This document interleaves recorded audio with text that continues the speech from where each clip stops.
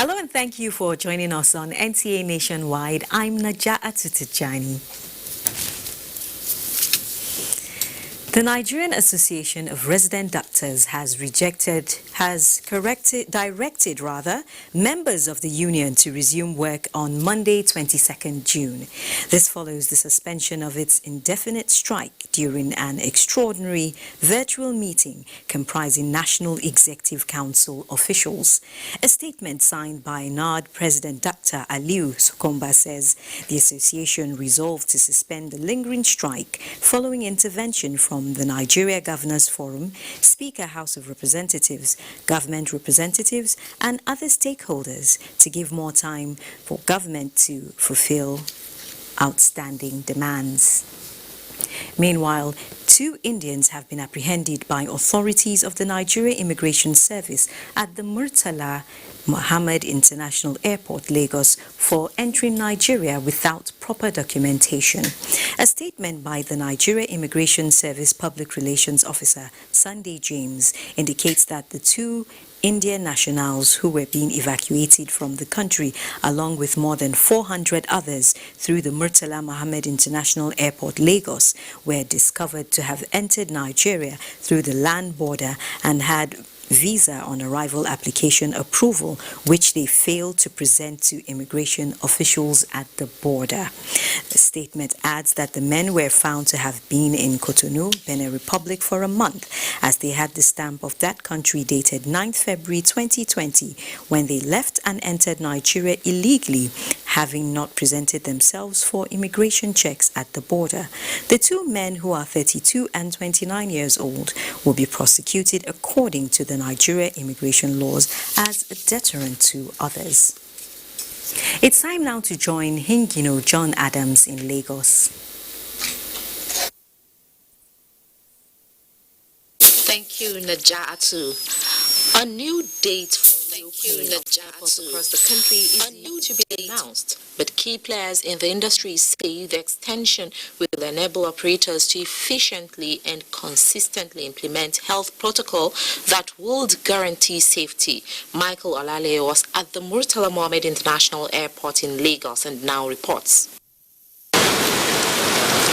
Flight operations were initially scheduled to resume today, but put on hold due to the Nigerian Civil Aviation Authority stance that the skies will be opened until operators and service providers can guarantee safe, secure, organized and efficient service delivery in the midst of the COVID-19 pandemic. Here at the domestic wing of the Murtala Mohammed International Airport in Lagos, the entrance gate remains shut. Now, it is now for us, which we have been doing, to go back to the system, gather all the restart plan of all the stakeholders. And having gathered all the the restart plan of the stakeholders, then we are now in the process of reviewing. And in the course of reviewing, there are areas where the authority, NCA now, feel maybe such organization should do more of one thing or the other. And until that is done, then we can be submitting a conclusive report to the federal government. Although the Federal Airport Authority of Nigeria FAN has spelled out various preventive measures like foot marking and ensuring social distancing and sitting arrangements, but the responsibility is now on airline operators to meet up with NCAA guidelines. From the tables shown to us yesterday, the MM2 terminal in Lagos is ready. So if the MM2 is ready, then we can. Like with the MM2, we don't necessarily have to wait for the GAT before we can start Lagos operation. If MM2 is ready, if it's only a 3 flight it can do in the, let us start something. A report is expected to be submitted by the NCAA to the Minister of Aviation on a new resumption date for flight operations put on hold on March 23. In Lagos, Michael Olaleye, NTA News. A traffic gridlock along Kara Bridge has extended beyond the old toll gate as a result of the fuel tank accident that occurred this Sunday morning. Abolade Salami, who visited the scene of the accident, reports that safety officers are on ground to effectively manage the situation. The fuel tankers, laden with 33,000 liters of PMS and an articulated truck conveying natural gas, were said to have rammed into each other as a result of poor visibility experienced during the early hours of Sunday. What Lagosians should have described as a Black Sunday was averted following the response of emergency responders who put out the fire from escalating. The articulated vehicle, the one carrying 33,000 PMS, they were reckless. They were competing with each other, and that is what led to the collision. But however, as a preliminary report, we are going to do detailed report to ascertain the real cause. The injured were rescued by the community members around the area based on their eyewitness account. So they said they rescued them. One of them had his clothes torn. The bridge that serves dual purpose for vehicles plying in and out of Lagos to connect Ibadan and other southwestern states is on a total lockdown following the incident. We've been able to manage the traffic. The Lagos State Emergency Management Agency were on ground with their fire service, supported by the one from Ogun State. So you can see for yourself that the fire is already subdued and the traffic is flowing gradually. Whereas the fate of motorists and commuters coming in and moving out of the metropolis is now hanging in the balance. In Lagos, Abolade Salami, NTA News. That's it from Lagos. We now take a break. Nationwide continues shortly.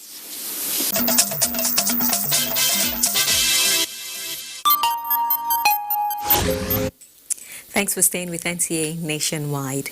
Now, the Nigeria Center for Disease Control's daily coronavirus update has revealed 661 new cases of COVID-19 in the country. Announced at 11:29 p.m. on Saturday, June 20th, these new cases increase the total number of confirmed cases to 19,808.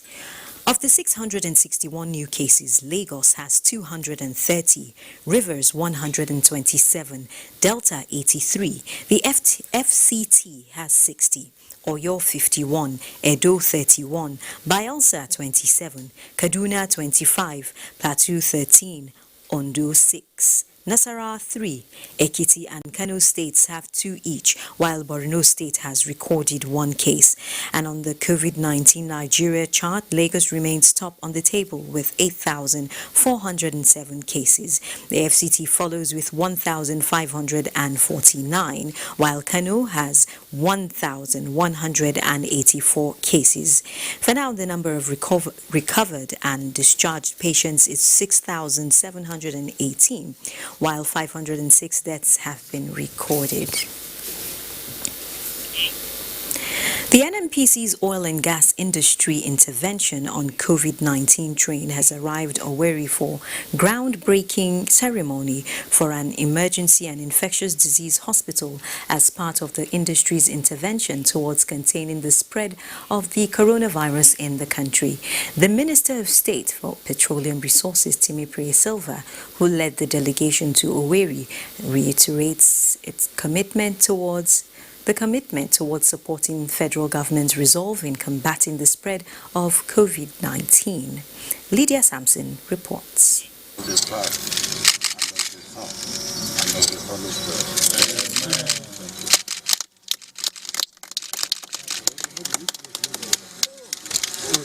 The effects of the oil and gas industry support in the fight against COVID-19 has continued to touch more states of the Federation.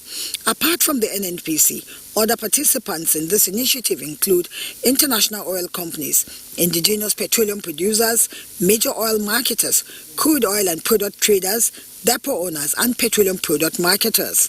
This infectious disease hospital is not expected to serve only Imo State, but is to serve the whole of the Southeast and beyond. The total commitment to this initiative is estimated at $58 million, which is equivalent to 21 billion naira.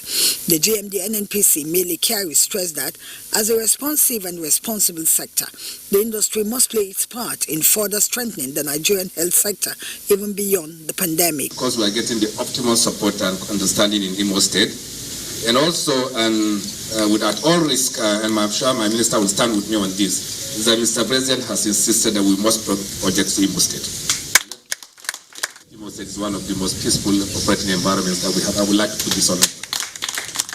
We have been watching as the numbers increase very astronomically, and it therefore means that we can no longer fold our hands and watch. Imo State Governor Senator Hope Uzodimma applauded NNPC and its partners for the intervention across the country. My debt of gratitude goes to President Muhammad Buhari, whose initiative brought the Nigerian oil and gas sector, ably led by the Nigerian National Petroleum Corporation and SEPLAT, to graciously agree to erect this befitting medical edifice. The NNPC and partners, including Seplat Petroleum Development, had made similar donations to Rivers, Lagos, Kano, Borno, and Delta states. The NNPC says this initiative is outside the regular corporate social responsibility initiative being deployed by the corporation and participating companies. In Abuja, Lydia Samson, NTA News. Kano State Government will soon commence home-based care of COVID-19 patients as part of measures to contain further spread of the viral infection. Against this background, a working document has been prepared to provide guidance and identify criteria for effective handling. Abdullahi Mustafa reports. From 1 in April this year, Kano State at present has 4 functional isolation facilities for the management of COVID-19 cases. With more than 1,000 cases and one of the most affected states, more measures are being initiated and put in place to upscale the response strategies. This includes the adoption of home-based care for mild and asymptomatic COVID-19 patients. To make it successful, a working document has been prepared for guidance and to identify criteria for the process. The application will really help us to strictly monitor our patients, especially those that were managing at home on home-based care, and to also track our patients from point of admission to point of discharge. Also developed is a working module that gives template for clients and the response team. Few health workers can be able to manage so many cases because of the new applications that have been made possible. He thereafter launched a dedicated website for the state's COVID-19 response. In Kano, Abdullahi Mustafa, NTA News. Meanwhile, in a quest to relieve the hardships associated with troubles of COVID-19, the Minister of Humanitarian Disaster Management and Social Development, Saidia Umar Farouk, has flagged off the sharing of palliatives to 1,200 vulnerable and less privileged across the 21 local government areas of Adamawa State. Abdullahi Ayuba reports that the gesture is aimed at cushioning the effects of the pandemic. Lockdown of the states by the government to contain the spread of coronavirus has no doubt affected the economic development of the country and compelled many people into untold hardship. This necessitated the Federal Ministry of Humanitarian, Disaster Management and Social Development shared palliative to 1,200 vulnerable and less privileged persons across the 21 local government areas of Adamawa State. I'm very happy, and this food will be used judicially to support my family. They are saying thank you. They give. I really appreciate it. I really, because this time around we are facing a high rate of food stuff in our market. The State Operational Officer, National Commission for Refugees, Migrants and Internally Displaced Persons, Zainab Dahiru Sufyan, who represented the minister, says the gesture is part of the federal government effort to reduce the sufferings of the people, especially at this period of COVID-19 pandemic. Ministry of Humanitarian Affairs, Disaster Management and Social Development is always ready to assist the beneficiaries to reduce the hardship of COVID-19 pandemic.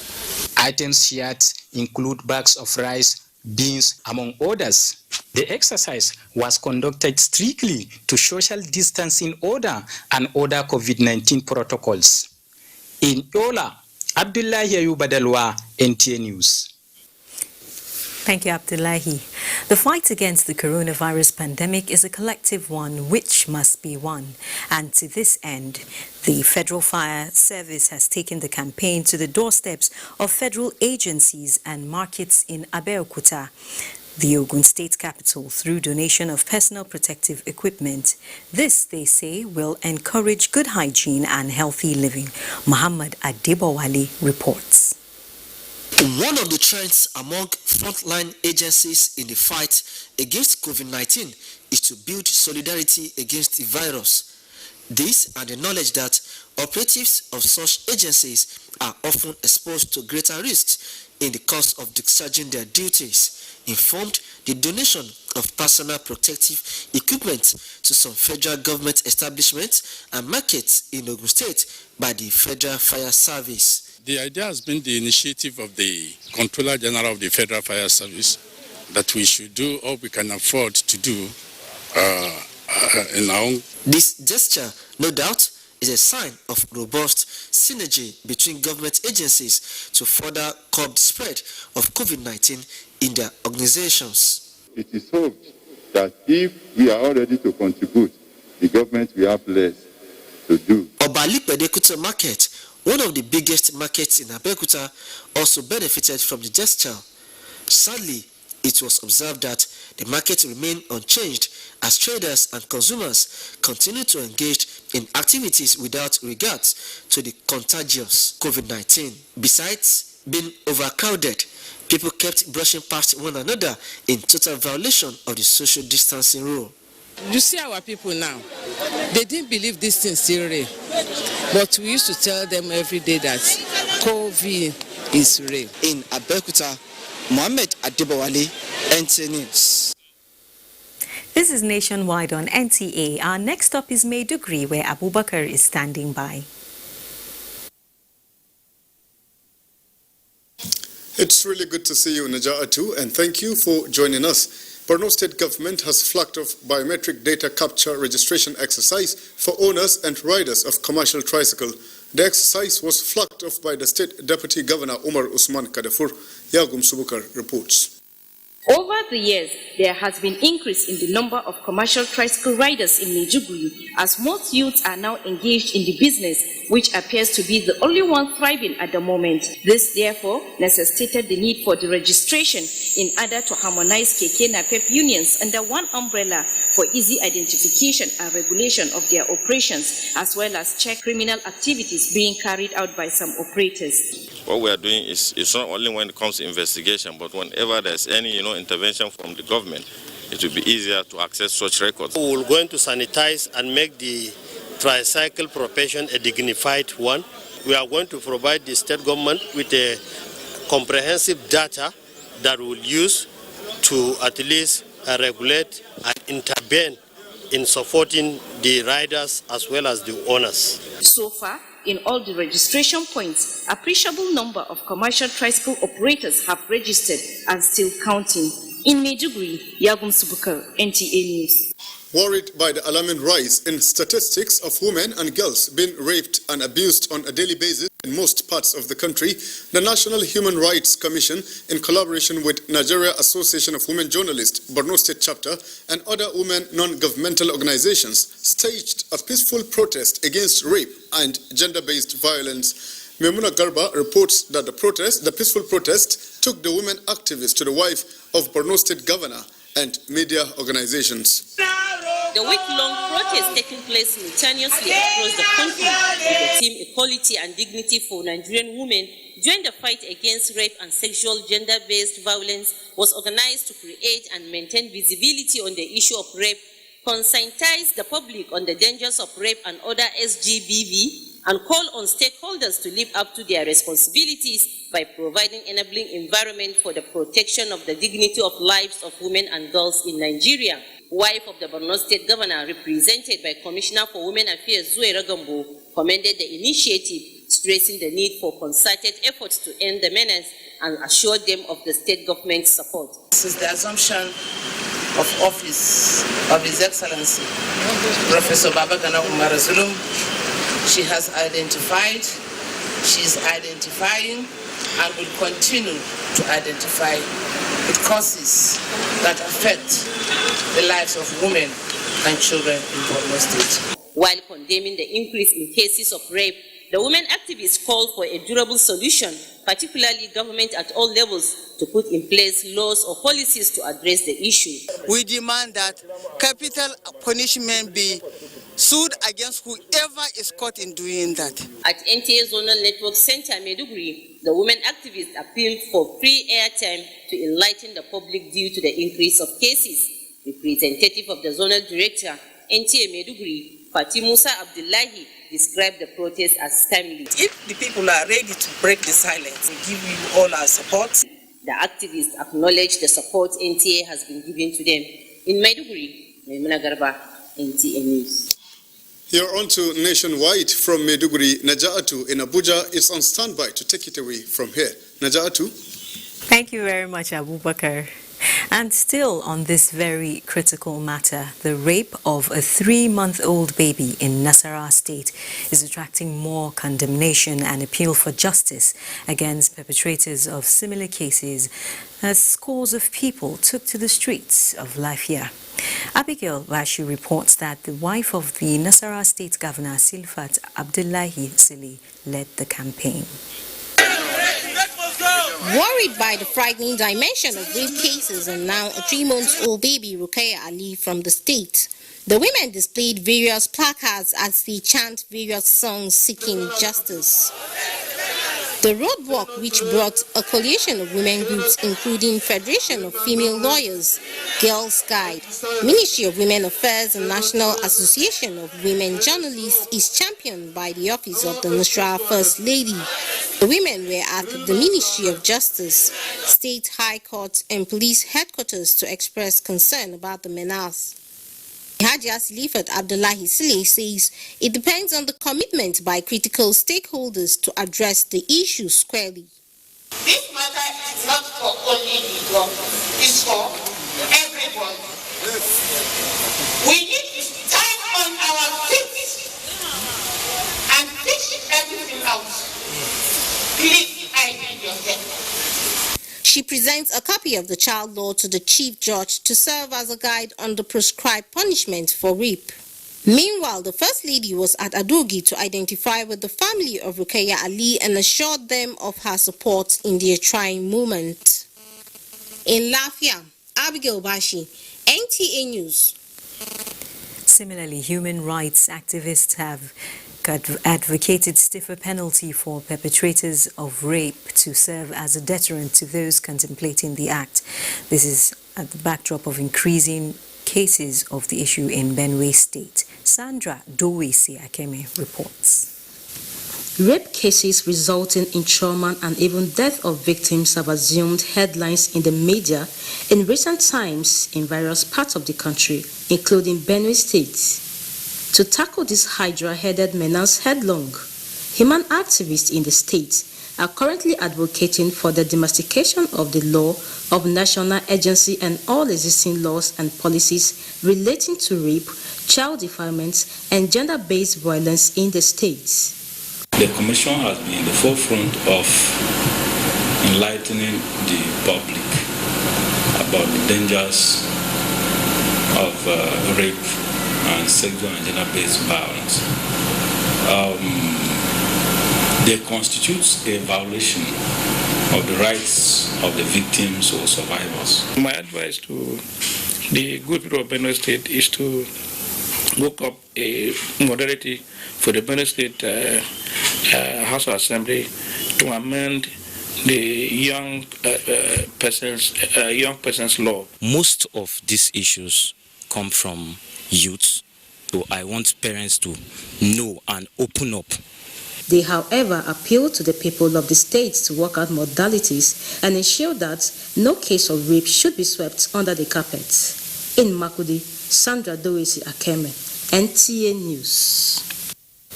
Now, on a lighter note, the third Sunday in June every year, is set aside by some Christian denominations to acknowledge and celebrate fathers for their role in evolving godly families, which in turn evolve societies. Beyond this, what is the significance of the day? Victor Azu finds out. According to some accounts, Father's Day was first celebrated in Washington State on June 19, 1910. When a woman named Sonora Smart Dodd came up with the idea of honoring and celebrating her father while listening to a Mother's Day sermon at church in 1909. She felt mothers were getting all the acclaim, while fathers were equally deserving of a day of accolades. Sequel to this, some Christian denominations across the world roll out the drums once in a year to celebrate fatherhood, paternal bonds, and the efforts of male parents towards their family and society. In Nigeria, it is the third Sunday in June, and churches use the occasion to highlight the importance of fatherhood to the family and society. If we truly take care of our homes, raise our children, and inculcate God's fear into their lives, these children will turn out to be wonderful children, and Nigeria will be better for it. Gone are the days when you just tell children, do what I say, but not do what I do. We must have men who will be role models to their children, to their siblings. The day also serves as an opportunity for children to appreciate their fathers, realizing their dependence on fathers over time for spiritual, emotional, physical, financial, and social well-being. They are the head of the home. They are the head in church and also in the society. We want to appreciate them. Observance of Father's Day therefore not only makes fathers feel that their contributions are acknowledged in their families and society, but serves as a moral check, seeing how much society depends on them for direction. In Abuja, Victor Azu, NTA News. And still on the role of fathers in family building and the society as a whole is a civil servant and a father of three with me here on the studio to shed more light in the person of Osom. You're welcome to our studios. Thank you so much for bringing me on the program. Now, is it true that without a father there can be no humanity? Not really, because the father and the mother together make humanity. All right then. So, for almost 4 months, families were stuck at home and even fathers had to stay at home. How did that make you feel as a father, not being able to go out there and fend, do what you normally do for your family? Yeah, it was very difficult, but it made us understand the role that women play in administering the home and the support that they give to the men, that altogether make life worth what it is. Okay, I was actually going to ask you, that question, but you've already answered it. Can you give me an example? Like, in what way? In what way did your wife impress you in this regard? Oh, running around, making sure the children are fine, putting the food on the table when it's due, and encouraging us when we feel this lockdown should be over by now. Somebody always was there to give us a listening ear and then to tell us it's going to get better. That's great to know.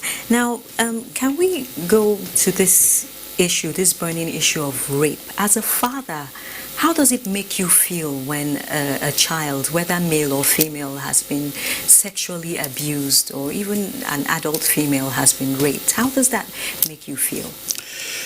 Indeed, it's very dehumanizing. You will just feel as if it's not a human being that can rape.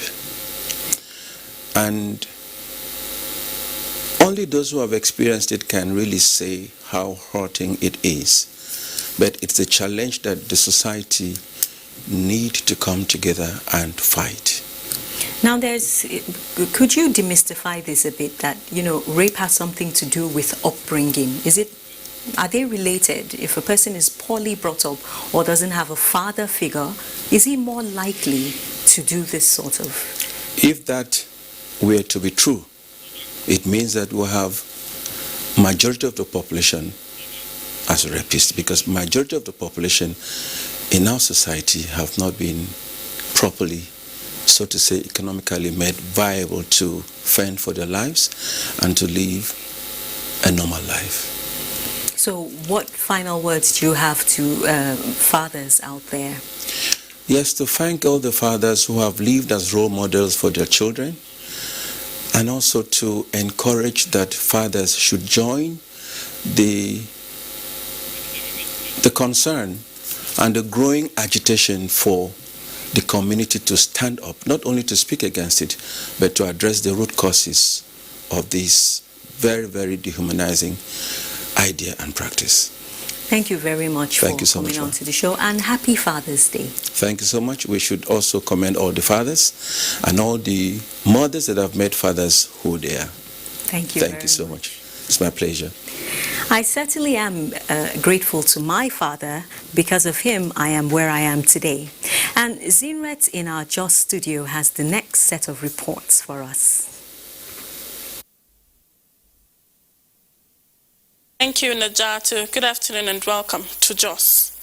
The Jos Archdiocese branch of the Catholic Women Organization has distributed palliatives to 400 vulnerable women in the state to cushion the effects of the coronavirus pandemic.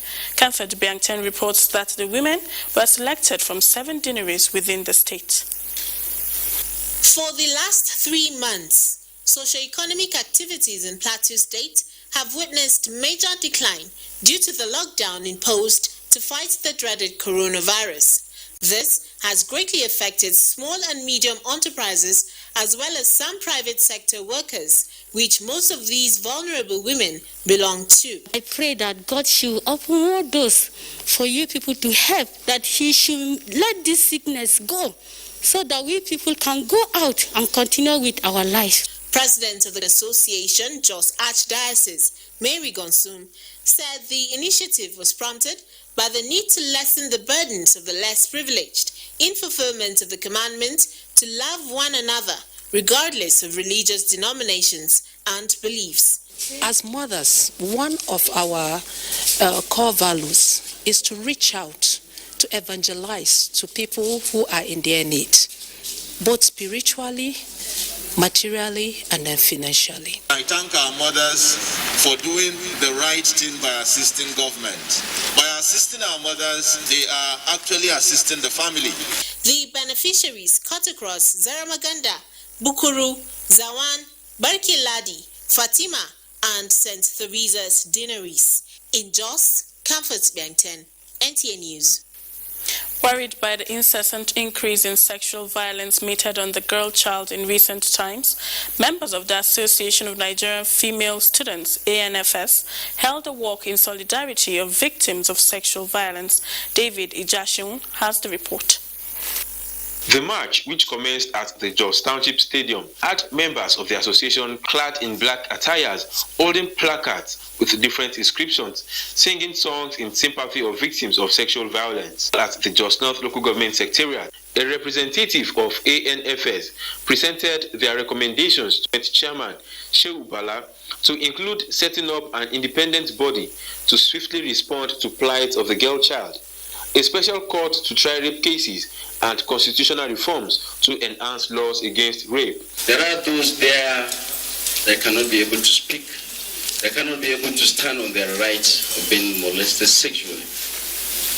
But I want to assure you, by your coming out, supporting, talking to the world, a lot will be done. So many female students are usually sexually harassed in schools by their lecturers and different staff working in the university. So that is why I'm still emphasizing on that special government office that deals with all sexual violence in our schools. Injustice to one is injustice to all. It may be me, but it can be anybody tomorrow. So we need to speak up. Solidarity forever.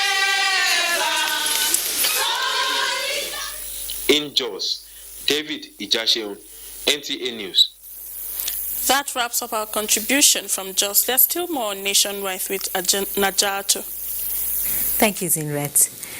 The Minister of Foreign Affairs, Jeffrey Onyema, has condemned 2 outrageous criminal attacks in Accra on a residential building on Nigeria's diplomatic premises by unknown persons, in which a bulldozer was used to demolish the building.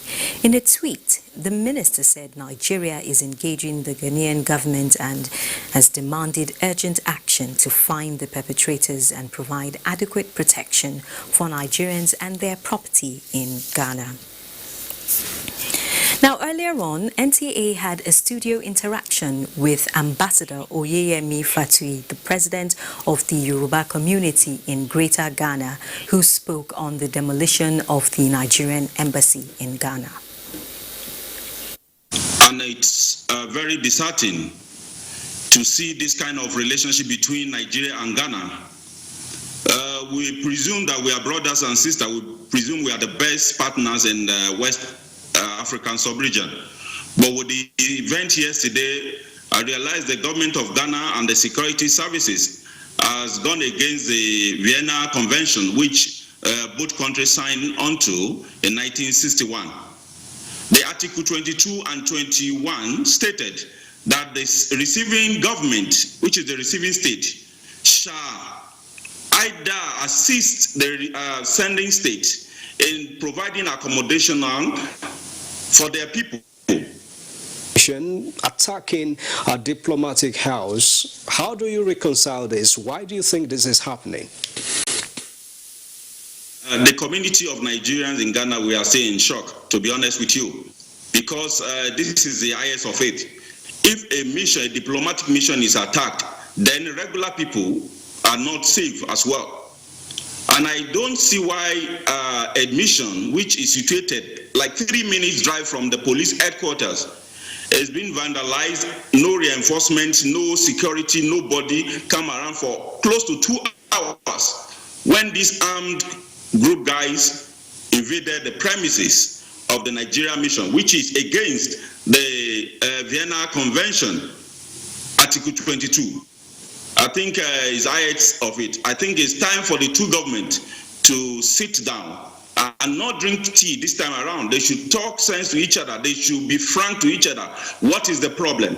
We have some people instigating each other. What is the problem? What is our problem? Nigerians, Ghana, we have similar thing in common. We don't have problem with each other. Many of us have married the women from here. Most of the women have married some Nigerian men. We don't have problem. We have children across both countries. I think it's time our elders, the leader, the politician, put their strength behind our predicament at the moment. All right, Ambassador, well, just tell us what the reaction has been of the Nigerian High Commissioner to Ghana, and what responses have you had from the Foreign Affairs Ministry here in Nigeria? This morning I woke up to see the statement from the Foreign Affairs Minister, which we welcome. We just hope it's not just political statement. We want them to follow the statement. They should get in touch with the Ghana government. The mission staffs are dejected, to be honest with you. Yesterday I was with the acting High Commissioner and the staffs. They are not happy. Things are not just going well with them. And to be honest with you, we seek redress as a citizen of Nigeria on our own, either if our government backs us up or not, but because dignity of Nigerians have been impaired. Now, reports just reaching us say the federal government has unveiled a number of incentives lined up for resident doctors in the country. The Minister of Information and Culture, Lai Mohammed, disclosed this at a media briefing in Abuja. Anthony Forson was there for NTA News. Flanked by his health and labor counterpart, the Information and Culture Minister, Lai Mohammed, explained that it is pertinent to note that issues raised by the resident doctors while issuing their ultimatum have received or are receiving full attention, ranging from personal protective equipment and implementation residency training program. The sum of 4 billion naira has been provided with the backing of the National Assembly, while the Federal Ministry of Health is interfacing with the Salaries, Income and Wages Commission to build a template that will fit into the 2021 budget. This is a responsible government, and it has acted responsibly to avert this needless strike. Many options were open to the federal government in tackling the strike, yet it has chosen negotiation over confrontation, as we can see in the efforts we've made so far to meet the demands of the association. The federal government has also paid the sum of 9 billion naira as premium for group life insurance to all health workers and an additional 4.6 billion naira as special hazard allowance. There is also 50% consolidated basic salary for doctors working within COVID-19 facility and 40% for doctors working in non-COVID-19 facility. There is also 10% consolidated basic salary for non-health workers, 20% allowance for health workers directly managing COVID-19 patients, among others. Minister of Health Osage Ehanire and that of Labour Chris Ngige were passionate about the role of medical practitioners in this era of COVID-19. The intention of the government should not be misunderstood. So therefore, the rights of all doctors and health workers will be protected by the Ministry of Health, by all means and in all ways. But in all of that, we must not forget the rights of citizens to their own lives. They have a right to their lives, they have a right to their health, and we must balance our own needs against theirs and realize that we must attend to the lives of people. The health workers are in the front line, so they have this cover. They also have covers of extra top-up group life insurance from the PTF, the donations given to PTF by some insurance companies. And we're also arranging to give them Employee Compensation Act for any injuries or infirmity sustained in the course of work, including even death, fatality. The Association of Resident Doctors had, upon the expiration of their 14 days ultimatum, embarked on the strike on the 15th of June. In Abuja, Anthony Forson, NTA News. Let's now join Kemi in Ibadan for more reports. Ajatu and welcome to Ibadan. Oyo State Governor Seyi Makinde has flagged off a R1 billion micro, small and medium-scale enterprises development fund. Correspondent Ayomiku Ajibola reports that the governor presented checks to some beneficiaries of the fund at the government house, Agodi. Governor Seyi Makinde, while presenting checks to some beneficiaries, explained that the coronavirus pandemic has affected all sectors of the economy, causing a rising inflation rate, consequently resulting in decline in purchasing power. Hence, the need to inject funds to revitalize the economy. This fund will provide up to 3 million naira. It will be disbursed through microfinance bank at a single-digit interest rate.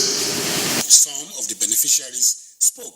I will use this money to expand my business. I'll be able to employ people that will be working under my company. And it's thinking outside the box to at least improve the micro, small and medium enterprises in Oyo State. The scheme is expected to reach all the 33 local government areas of the state. In Ibadan, Ayomiku Ajibola, NTA News. As part of efforts to further enhance security of lives and property, Oyo State Government has expanded its security architecture through a City Watch project for effective surveillance of the nook and cranny of the state. Correspondent Ayomiku Ajibola again has the details. While inaugurating the expanded and refurbished State Security Control Room, the City Watch project, and Oyo State Crime Alert Platform, Governor Seyi Makinde said the platform is a sustainable project that will usher in a safe Oyo State. adding that his administration will continue to give adequate priority to the welfare of security agents in the state. I look forward to us working together to expand this, to our border points, to far-flung places in your state. They should respond in a very timely manner. The special advisor on security matters to the governor said the inauguration of the project was a consolidation on the many achievements already recorded in the security sector by the governor. One of the landmark projects so far inaugurated is the second police PMS squadron in the state, which Your Excellency requested and got approval of the Inspector General of Police to establish. It will be recalled that in November 2019, Governor Seyi Makinde had inaugurated 100 security patrol vehicles to enhance security operations in the state. In Ibadan, Ayomiku Ajibola, NTA News. And that's it from Ibadan. More reports with Najatu after the break.